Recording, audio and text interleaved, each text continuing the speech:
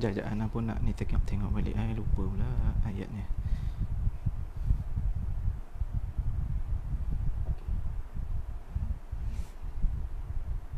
Okey, dah. A'udzubillahi samil alim minasyaitonir rajim. Bismillahirrahmanirrahim. Assalamualaikum warahmatullahi wabarakatuh. Rabbil alamin wa bihi nasta'in wal 'aqibatu lil muttaqin wal 'udwana illa 'alal zalimin. Asyhadu an la ilaha illallah wahdahu la syarika lah wa asyhadu anna Muhammadan 'abduhu wa rasuluh. Allahumma salli ala sayyidina Muhammad wa ala ali sayyidina Muhammad. Alhamdulillah, alhamdulillah, thumma alhamdulillah. Tuan-tuan, puan-puan, muslimin, muslimat yang dirahmati Allah SWT sekalian, kita mulakan dulu perkongsian kita pada pagi ini dengan Ummul Kitab Sirul Fatihah. A'udzubillahi minasyaitonirrajim. Bismillahirrahmanirrahim. Alhamdulillahirabbil alamin. Arrahmanirrahim. Maliki yaumiddin. Iyyaka na'budu wa iyyaka nasta'in. Ihdinas siratal mustaqim. Siratal ladzina an'amta 'alaihim ghairil maghdubi 'alaihim waladdallin. Amin. Alhamdulillah. Tuan-tuan dan puan-puan yang dirahmati Allah, kita juga mulakan dengan selawat ke atas baginda Nabi Muhammad sallallahu alaihi wasallam 3 kali, tuan-tuan ya. Allahumma salli ala sayyidina Muhammad wa ala ali sayyidina Muhammad. Allahumma salli ala sayyidina Muhammad wa ala ali sayyidina Muhammad. Allahumma salli ala sayyidina Muhammad wa ala ali sayyidina Muhammad. Alhamdulillah. Baiklah tuan-tuan, barang siapa yang berselawat ke atas baginda Nabi Muhammad sallallahu alaihi wasallam sekali sahaja, tuan-tuan, Allah akan selawat ke atas kita 10 kali. Kita selawat ke atas Nabi ni, tuan-tuan, adalah satu doa buat Rasulullah sallallahu alaihi wasallam. Tetapi bila mana Allah Subhanahu Wa Taala berselawat ke atas kita, itu adalah satu rahmat. Jadi satu kali doa kita buat Nabi, 10 rahmat Allah SWT yang Allah bagi pada kita. Baik, sebelum kita pergi dengan lebih lanjut ni, tuan-tuan, bagi yang mengikuti live ni, kalau boleh kita sharekan terlebih dahulu agar ramai lagi sahabat kita, saudara kita, jiran-jiran kita dapat menyaksikan live ini. Kita share terlebih dahulu. Dan insya-Allah sebarang mungkin persoalan kita akan lihat dekat phone nanti, secara live ni kita akan jawab. Tapi yang berkaitan lah, tuan-tuan. Jadi kalau boleh kita minta share dahulu, tuan-tuan dan rahmati Allah, perkara kebaikan ni. Walaupun kita tidak melakukan kebaikan yang kita dengar tu, tapi orang lain dengar dan dia buat, kita ni menyampaikan, kita pun akan dapat sama saham dia, tuan-tuan dan rahmati Allah. Jadi sebelum kita pergi dengan lebih lanjut ni, sharekan dahulu terlebih dahulu, tuan-tuan dan rahmati Allah.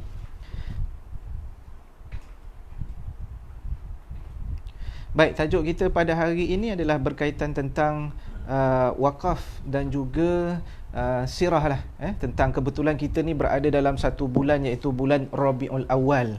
Bulan Rabiul Awal ni semua orang tahu, masuk sahaja Rabiul Awal nanti, insya-Allah kita ini akan sama-sama dapat mendengar alun Nabi Muhammad SAW, kerana pada 12 Rabiul Awal itu adalah masyhur riwayatnya kelahiran ataupun keputeraan baginda Nabi Muhammad sallallahu alaihi wasallam. Jadi insya-Allah, tuan-tuan, hari ini kita berbicara juga tentang wakaf, kita berbicara juga tentang Maulidur Rasulullah sallallahu alaihi wasallam.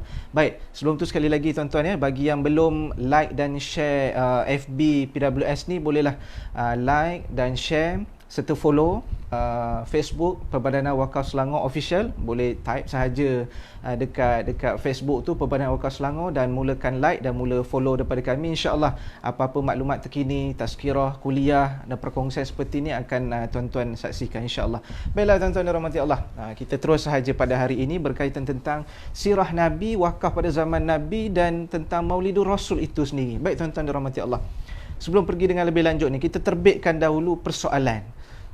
Yang mana betul, tuan-tuan? Maulid ataupun maulud? Itu yang pertama.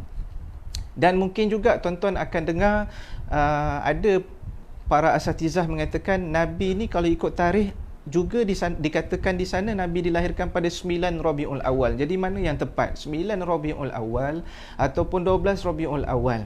Yang ketiga, tuan-tuan dan rahmati Allah, nama sebenar baginda Nabi Muhammad sallallahu alaihi wasallam ni yang mana satu, tuan-tuan? Ahmad ke Muhammad? Jadi ada 3 persoalan. Dan yang keempat, apakah ataupun bagaimana cara Nabi SAW ni melaksanakan ibadah wakaf ni. Sebab wakaf ni tuan-tuan, dia benda sunat.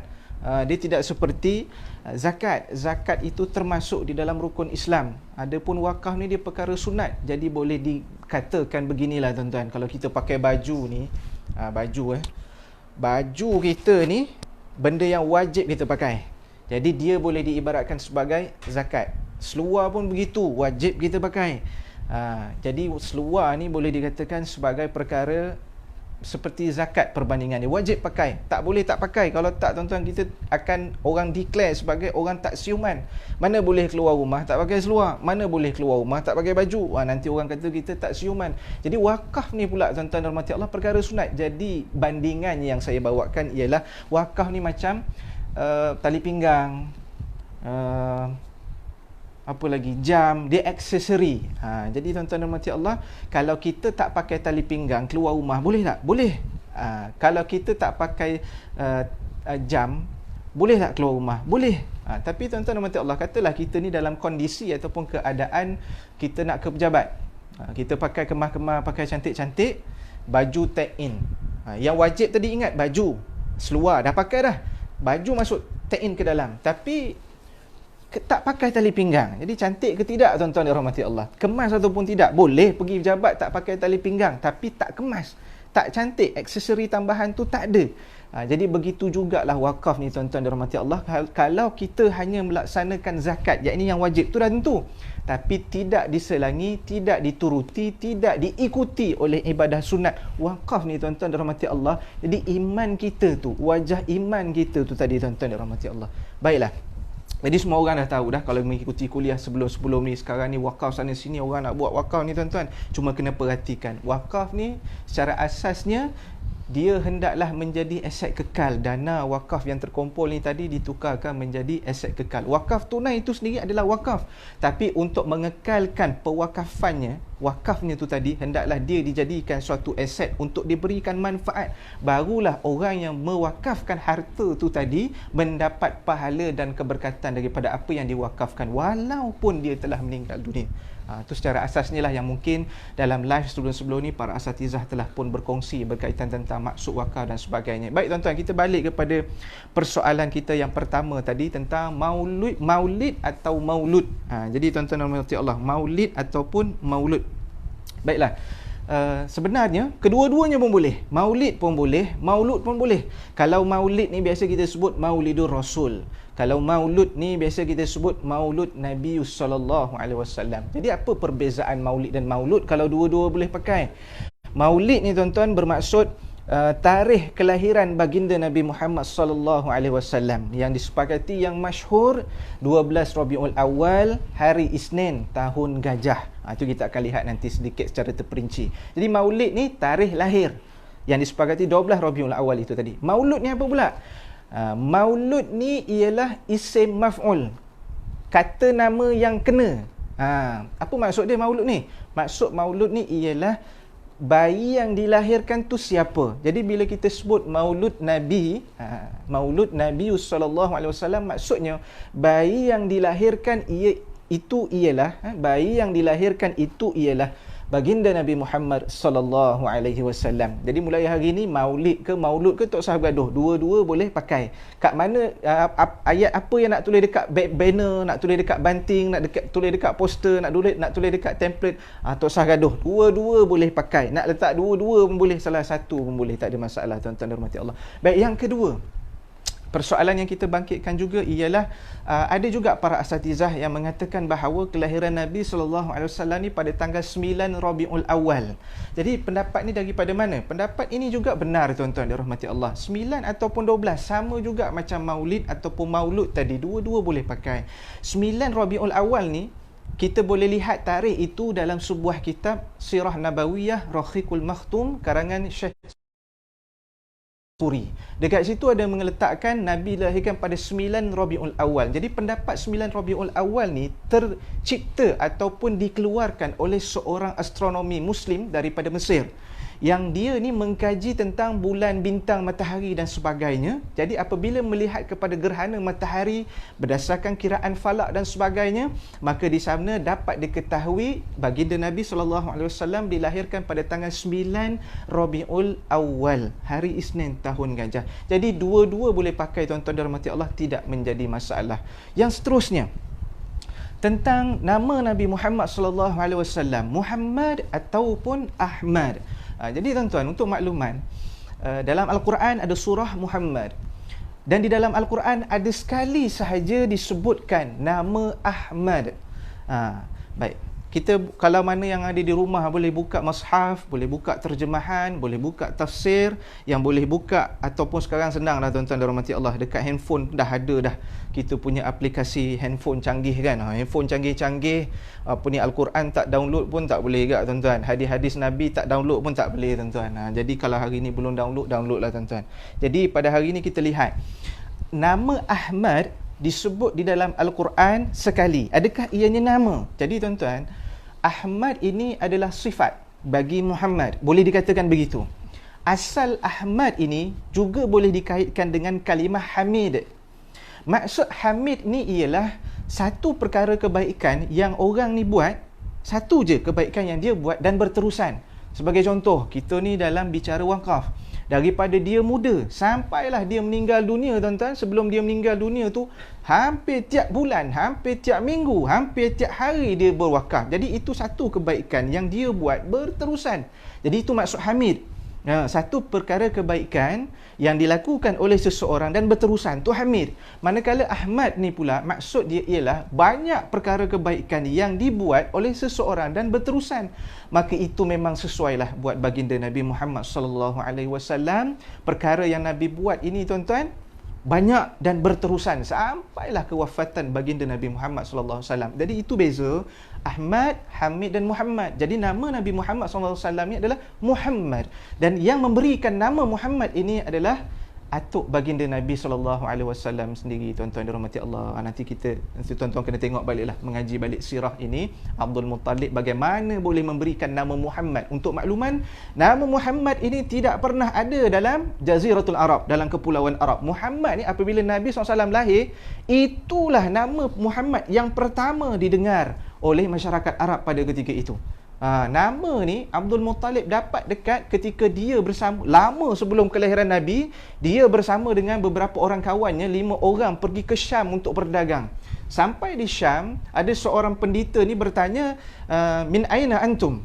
Daripada mana antum semua ni? Daripada mana kamu semua ni? Maka jawab rombongan ataupun kafilah Abdul Muttalib ni, dia kata, kami ni daripada Jaziratul Arab. Spesifik lagi. Baik, bahasa mudah dia lah. Spesifik lagi, daripada mana? Minal Makkah. Mula-mula dia jawab Jaziratul Arab. Jaziratul Arab luas. Daripada mana spesifik dia? Mekah. Maka kata pendeta itu, akan lahir seorang utusan yang terakhir, utusan Tuhan yang terakhir, iaitu Muhammad. Jadi kafilah ni, rombongan Abdul Muttalib dengan kawan-kawan dia ni, yang dikatakan 5 orang ni tadi, berebut-rebut, tak sabar-sabar nak tunggu daripada 5 orang ni siapa yang akan dapat keturunan dulu, anak ataupun cucu. Jadi ditakdirkan Allah Subhanahu Wa Taala yang mendapat keturunan, zuriat ataupun selepas peristiwa itu yang mendapat cucu terlebih dahulu adalah Abdul Muttalib. Maka diangkatlah Nabi Muhammad SAW diangkat oleh Abdul Muttalib, diraihkan kelahiran Nabi Muhammad SAW dan diberikan nama budak ini, namanya Muhammad, iaitu Rasulullah SAW.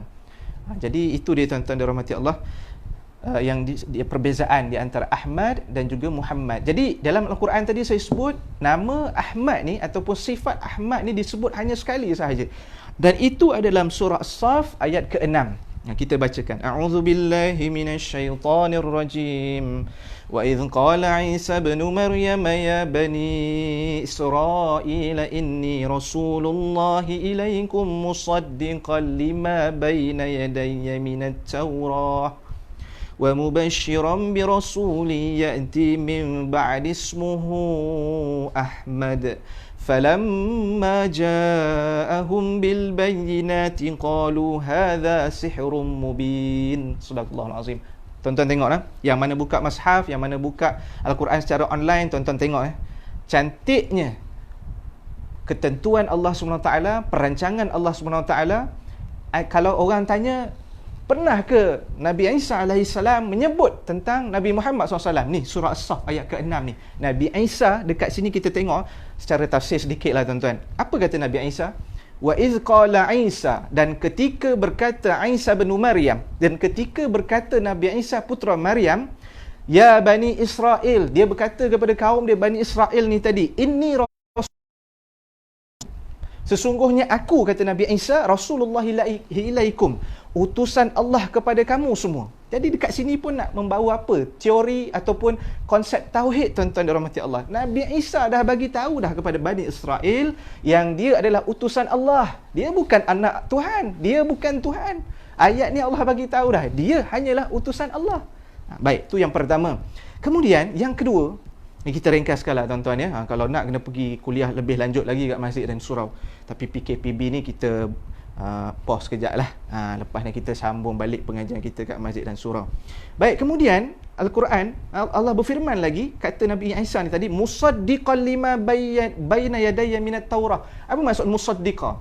Nabi Isa ni dia membenarkan apa yang terdahulu sebelum dia datang. Ya, ini apa dia? Nabi Musa alaihi salam dengan kitab Taurat.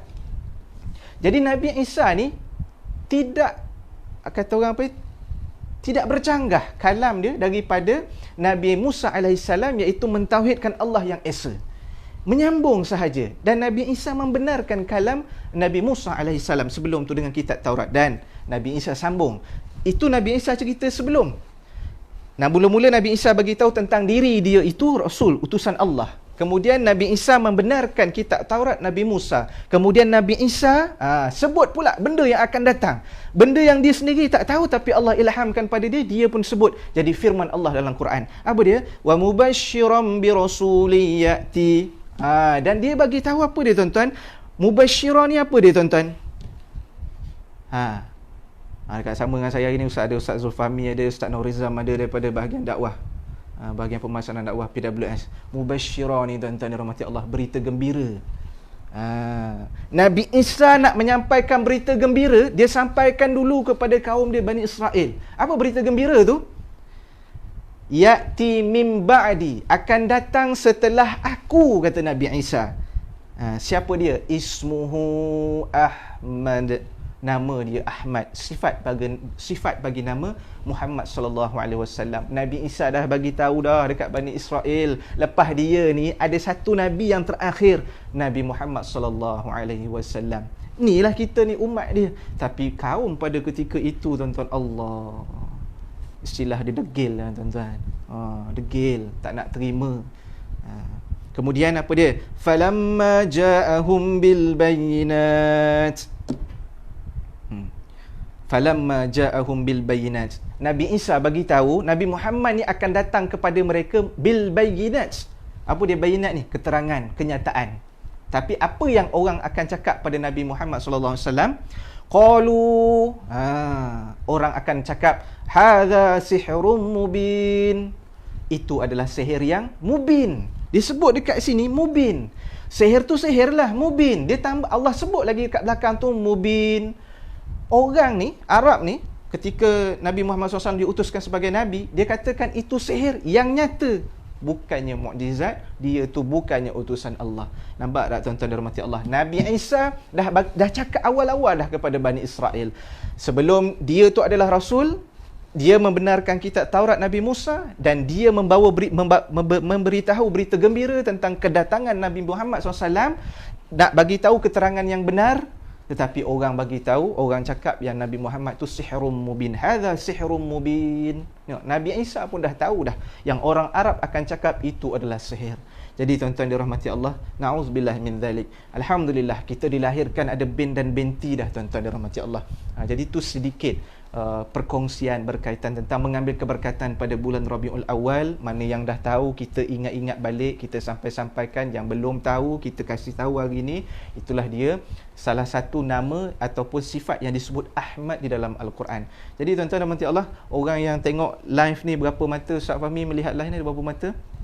Kau ada komen, saya tak boleh nak buka pula. Jadi tuan-tuan dan rahmati Allah, baik, orang yang melihat live ni tuan-tuan dirahmati Allah, semuanya dengan ketentuan Allah SWT, dan Allah nak berikan kebaikan. Yang tengok secara live ataupun yang tengok lepas ni secara rakaman ni nanti, semuanya Allah dah nak berikan kebaikan. Dalilnya mana? Ada sebuah hadis rawahu Muslim. Kata Nabi SAW, "May yuridillahu bihi khaira yufaqihu fid din." Sadaqa Rasulullah SAW. Barang siapa yang Allah nak bagi kebaikan, tuan-tuan, Allah akan fahamkan dia terlebih dahulu ilmu agama. Nabi tak cakap Allah nak bagi kebaikan, Allah bagi dia kekayaan. Tak. Nabi tak cakap Allah nak bagi kekayaan, Allah bagi dia rumah besar. Tak.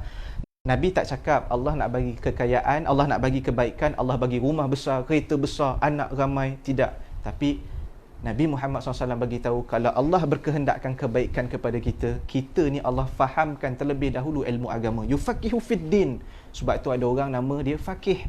Macam anak saya, alhamdulillah, namanya Faqih yang kedua. Kita mengharapkan anak kita ni faqih dalam ilmu agama. Kenapa? Nabi kata Allah nak bagi kebaikan, Allah sebut dipahamkan ilmu agama. Sebab dengan ilmu agama, tuan-tuan dirahmati Allah, dunia akan berada di belakang. Tetapi kalau tak ada ilmu agama, tuan-tuan, dunia berada di hadapan, masa berada di hadapan. Tapi dengan ilmu agama, dunia dan masa dekat belakang. Kita yang di depan, dia yang kejar kita, dua ni tadi. Tapi kalau tak ada ilmu agama, tuan-tuan, semuanya akan dipengaruhi oleh nafsu yang dibimbing oleh iblis laknatullahi alaih. Maka terletaklah dunia dan masa berada di hadapan kita. Kita ni bekerja-kejar dunia, kita ni bekerja-kejar masa, kita ni bekerja-kejar kekayaan, dan akhirnya kita terlupa utamanya kita hidup atas muka bumi Allah ni mencari keredaan Allah. Baik, itu yang ketiga. Yang keempat, tuan-tuan dirahmati Allah, Nabi Muhammad SAW ni, kalau kita lihat sirah, sahabat-sahabat saya pun sebelum ni dah menceritakan tentang sirah Nabi SAW. Nabi mewakafkan masjid yang pertama di Quba dalam perjalanan tu, hijrah. Kemudian Masjid An-Nabawi, itu yang pertama Nabi SAW buat. Malah, tuan-tuan dirahmati Allah, ada sahabat apabila turunnya ayat Quran surah Ali Imran, a'udzubillahi minasyaitonirrajim, lan tanalul birra hatta tunfiqu mimma tuhibbun. Kita ni takkan sampai kepada kebaktian, kepada kesempurnaan iman, ketakwaan yang sempurna, lan tanalul birra hatta, sehingga kita ni menginfakkan benda yang paling kita sayang. Jadi yang paling kita sayang ni, tuan-tuan dirahmati Allah, tidak lain tidak bukan, mana yang makan gaji tiap-tiap bulan itulah, tuan-tuan, duitnya. Mana yang komisen, itulah apabila dia dapat satu-satu job, dapat komisen, itulah yang dikatakan sebagai yang disayangi.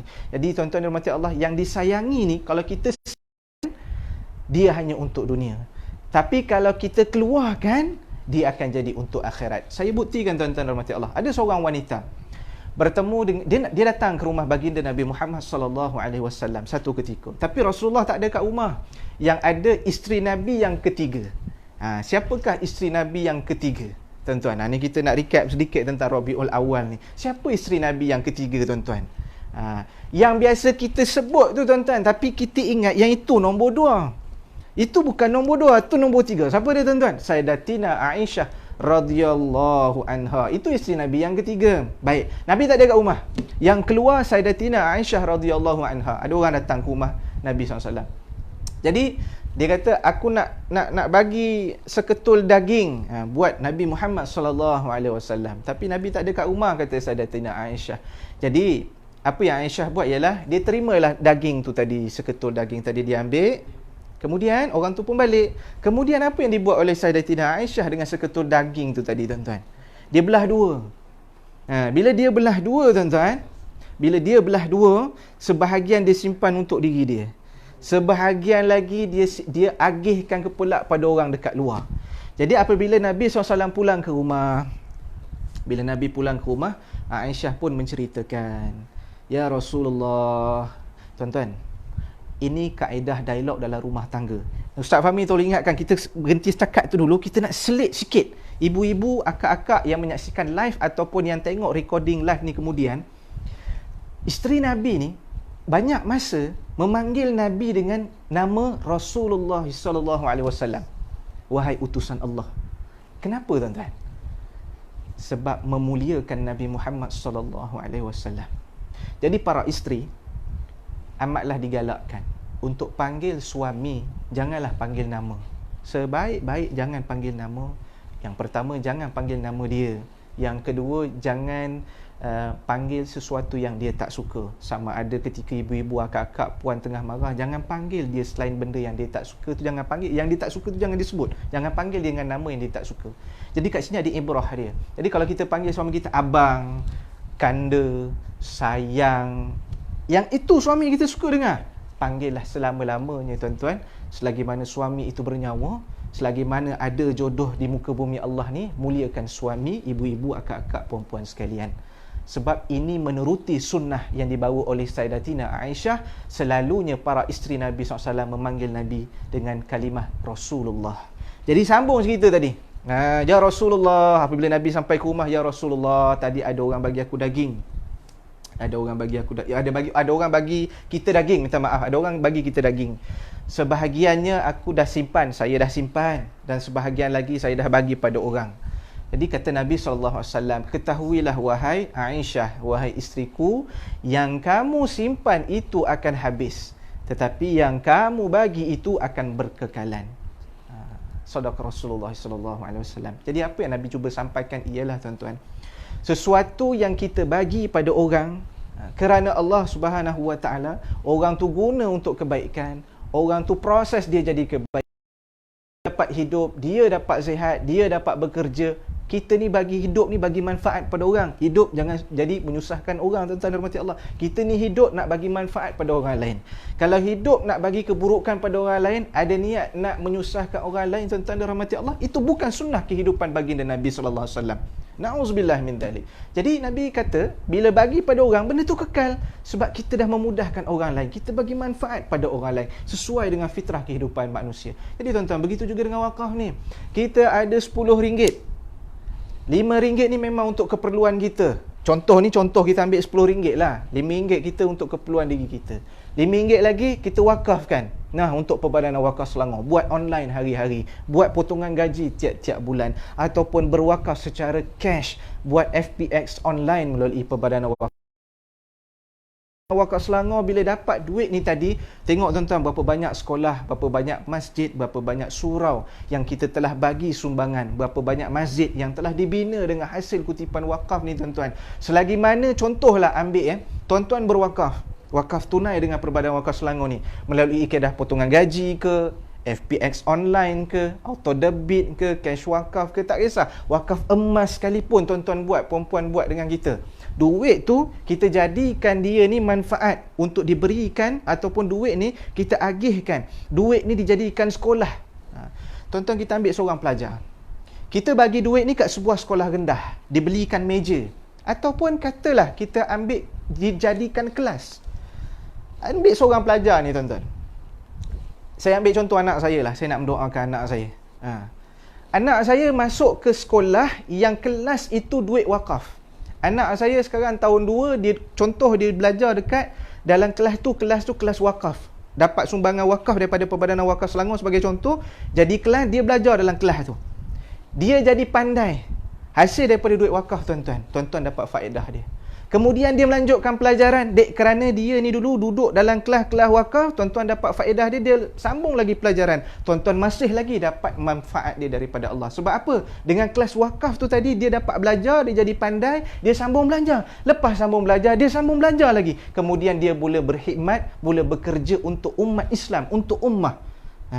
Bila dia bagi kebaikan untuk umat Islam, pahala dia masih lagi mengalir kepada tuan-tuan. Sebab apa? Dengan kelas wakaf tu tadilah dia dapat menuntut ilmu. Dengan kelas wakaf tu tadilah dia dapat sambung belajar. Dengan kelas wakaf tu tadilah dia menimba ilmu. Dan pahala dia mengalir kepada tuan-tuan. Jadi tuan-tuan tak nak ke? Wakaf ni yang disebut oleh baginda Nabi SAW, Iza mata benu Adam. Ataupun dalam sanad yang lain, Iza matal insa inqata amalahu illa min thalas. Putus semua amalan kecuali 3 perkara. Sadaqatun jariyah, atau ilmu yuntafa'u bih, atau waladun salih yad'u lah. Yang pertama Nabi sebut, tuan-tuan dan rahmati Allah, sadaqatun jariyah, sedekah yang mengalir. Sedekah yang mengalir, yang berkekalan ni apa dia tuan-tuan? Wakaf. Sebab apa? Antaranya wakaf. Sebab apa? Sebab sekali kita bagi, benda itu digunakan oleh orang ramai, bermanfaat untuk orang ramai. Selagi itulah pahala dia mengalir kepada kita. Baik tuan-tuan, kita lihat sedikit falsafah di sebalik hadis Nabi ni tuan-tuan. Kenapa Nabi sebut yang pertama sedekah jariah? Kenapa yang kedua ilmu yang tafa'u bih? Kenapa yang ketiga baru anak soleh yang mendoakan kedua ibu bapa? Baik, kita tengok yang pertama ya. Sedekatun jariah. Kenapa ni yang pertama? Hadis ni jangan diterbalik-balikkan tuan-tuan. Kadang-kadang ada orang berkata letak dulu ilmu, dia sebut dulu ilmu, dia sebut dulu anak soleh. Tak boleh tuan-tuan. Benda ni ada sebab, dia kena tertib. Bila Nabi sebut yang pertama ni, sebab dia ialah ini amal fardiyah, amal individu. Kalau saya ketika hidup ni saya berwakaf, dapat sedekatun jariah ni. Kalau ketika hidup orang tu tak pernah berwakaf, dia tak akan dapat sedekatun jariah. Maksudnya di sini apa dia tuan-tuan? Maksud dia ialah amal kebaikan yang kita sendiri buat yang Allah nak tengok. Kamu sendiri ada tak buat? Kalau tak buat, tak dapat. Itu yang pertama Allah nak tengok. Yang kedua, ni ringkasannya. Yang kedua, au ilmu yuntafa'u bih, ilmu yang bermanfaat. Kita ada ilmu. Ini jatuh nombor 2 sebab apa? Bila kita ada ilmu, kita sampai pada orang praktis ataupun tak. Kalau orang tu tak praktis, ilmu yang disampaikan tu pula bukan yang bermanfaat, tidak berfaedah, maka dia tidak akan dikira ilmu yang bermanfaat. Orang tu pun ataupun kita menyampaikan perkara kebaikan, tapi dia tidak digunakan perkara kebaikan tersebut, maka dia tak akan jadi ilmu yuntafa'u bih juga. Dan yang ketiga tuan-tuan, awwaladin salih yad'u lah. Kenapa anak jatuh nombor 3 tuan-tuan, sedangkan anak ni ibarat apa panggil Ustaz Fahmi, menatang minyak yang penuh. Tuan-tuan tahu tak sebab apa orang lama kita sebut, orang Melayu kita sebut menatang minyak yang penuh? Sebab apa tuan-tuan? Menatang macam mana tuan-tuan? Menatang minyak ni, menatang minyak yang penuh, berhati-hati supaya tak tumpah. Alah, tumpah sikit pun kenapa? Tuan-tuan, minyak. Tengok ketika minyak, tuan-tuan, kalau kita isi minyak lah kat kereta, kat motor lah, kita boleh nampak orang isi minyak dekat motor. Titisan yang terakhir daripada nozzle tu, orang sampai apa tuan-tuan? Ustaz Fahmi? Orang tuk. Nak betul-betul habis dah tak ada dah tu. Dah tak ada menitik lagi. Itu nozzle tuan-tuan. Takkan kita nak tukar peribahasa ataupun simpulan bahasa kita jadi kalau dulu disebut ibarat menatang minyak yang penuh, sekarang takkan kita nak ubah ibarat mengetuk nozzle sehingga titisan minyak yang terakhir. Kita tak sebut gitu, kita masih pakai yang lama, ibarat menatang minyak yang penuh, membawa minyak yang penuh. Kita berhati-hati kita. Jadi kenapa anak ni jadi jatuh nombor 3? Awwaladus salih yad'ulah. Sebab apa tuan-tuan? Tu anak kita. Anak yang soleh, automatik dia akan mendoakan ibu dan ayah. Takut-takut harta yang ditinggalkan, dia lupa nak wakaf, dia lupa nak sedekah, lupa nak buat kebaikan yang diniatkan kepada almarhum ibu, almarhumah ibu, almarhum ayah dia. Dia lupa nak buat. Akhirnya harta itu akan ditinggalkan dia melakukan perkara asi yang sia-sia, yang qabih, yang buruk. Akhirnya menjadi fitnah kepada orang yang meninggalkan anak yang lupa nak mendoakan ibu dan ayah dia melalui harta yang ditinggalkan. Sebab tu jatuh nombor 3. Jadi yang Nabi nak highlightkan di sini kepada kita tuan-tuan, ni badan saya, ni body saya, dalam ni roh saya buat kebaikan kerana Allah SWT, saya sendiri yang akan dapat kebaikan dia. Jadi jangan tunggu orang lain buat kebaikan untuk kita baru kita nak bagi kebaikan pada orang lain. Semuanya dari kita tuan-tuan dirahmati Allah. Itu yang kita nak. Jadi perbanyakkanlah sedekah, perbanyakkan wakaf. Jadi tuan-tuan dirahmati Allah, ada beberapa ketika lagi ni tuan-tuan. Mungkin saya nak kongsikan juga kelebihan, sedikit manfaat dia. Kata Nabi SAW, tasaddaqu walau bitamrah fa innaha tasuddu minal ja'i wa tudfi'ul khati'ah kama yudfi'ul ma'un nar. Sedekahlah walau bitamrah, walaupun dengan sebiji tamar, kata Nabi.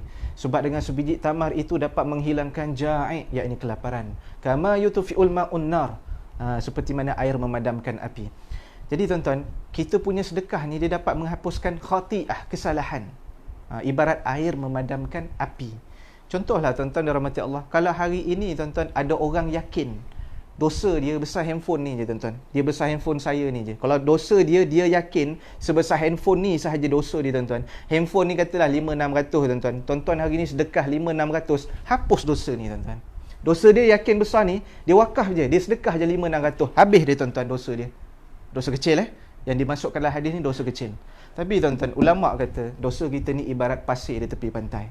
Kita berdosa dengan Allah Subhanahu Wa Taala. Kita berdosa dengan kawan-kawan kita. Kita berdosa dengan jiran kita. Kita ada buat dosa dengan mak ayah kita. Kita ada buat dosa dengan adik-beradik kita, tuan-tuan dan rahmati Allah. Macam-macam jenis dosa, tuan-tuan dan rahmati Allah. Kalau dosa besar tu dengan taubat nasuha baru terangkat oleh Allah Subhanahu Wa Taala. Dosa kecil ni, tuan-tuan, inilah dia. Kena sedekah, kena wakaf kalau boleh hari-hari. Dekat Perbadanan Wakaf Selangor ni, tuan-tuan, hebat orang. Kalau kita tengok online ni, ada orang RM1 sehari wakaf, betul? Ada orang RM1 seminggu sekali dia wakaf RM10, RM5. Alhamdulillah. Yang buat potongan gaji serendah RM5 je, tuan-tuan. Tiap-tiap bulan dia potong sampai dia pencen. Ada yang dah meninggal pun, tuan-tuan. Jadi duit wakaf tu kita kumpul, binakan masjid, binakan sekolah, semua jadi kebaikan. Untung dia di alam kubur sana, tuan-tuan. Tuan-tuan, saya nak tanyalah, yang potong gaji wakaf ni, tuan-tuan, serendah RM5 ni, kalau duduk dekat Shah Alam ni, tuan-tuan, RM5 ni boleh beli apa, tuan-tuan? RM5 boleh beli apa ni? Saya kira kalau di bandar, tuan-tuan, RM5 ni cukup beli nasi berlauk lah. Silap air bulan RM6 jadi RM7. Kalau ada ayam, ada sayur, ada sup, macam-macam lah, tuan-tuan, yang tuan-tuan makan kan. Tapi kita kenyang untuk tengah hari tu je. Betul tak? Kita kenyang untuk tengah hari tu je, tuan-tuan. Tapi kalau tuan-tuan berwakaf RM5 melalui potongan gaji setiap bulan, benda itu bukan untuk hari tu je, tuan-tuan. Dia terus kekal. Sampailah amalan kita ditimbang di mana, tuan-tuan? Di wazan Allah Subhanahu Wa Taala. Tuan-tuan ingat, harta yang baik untuk seorang umat Islam adalah harta yang dapat memanfaatkan diri dia sekarang dan juga di akhirat kelak. Tu renung baik-baik, tuan-tuan dirahmati Allah. Ada duit banyak sekalipun, tuan-tuan, tapi tak pernah nak berwakaf, tak pernah nak bersedekah, tuan-tuan dirahmati Allah. Takut-takut nanti jadi muflis di hadapan Allah Subhanahu Wa Taala. Kita duk menyimpan dalam tabung haji, kita duk menyimpan dalam unit trust, kita duk menyimpan dalam saving account. Tak apa, teruskan untuk masa depan usaha kita atas dunia. Falyatafaddal ma'jurah. Teruskan. Simpanan kita atas muka bumi Allah ni kena usahakan. Tapi tuan-tuan dan puan Allah jangan lupa. Ya. Simpanan, pelaburan, pencen, apa sahajalah untuk alam kubur dan akhirat mana, tuan-tuan. Jadi inilah dia antara dia. Waqaf. Tuan-tuan, kalau kita nak tengok hebatnya sahabat Nabi SAW apabila turunnya ayat yang saya bacakan di awal tadi, lan tanalul birra hatta tunfiqu mimma tuhibbun.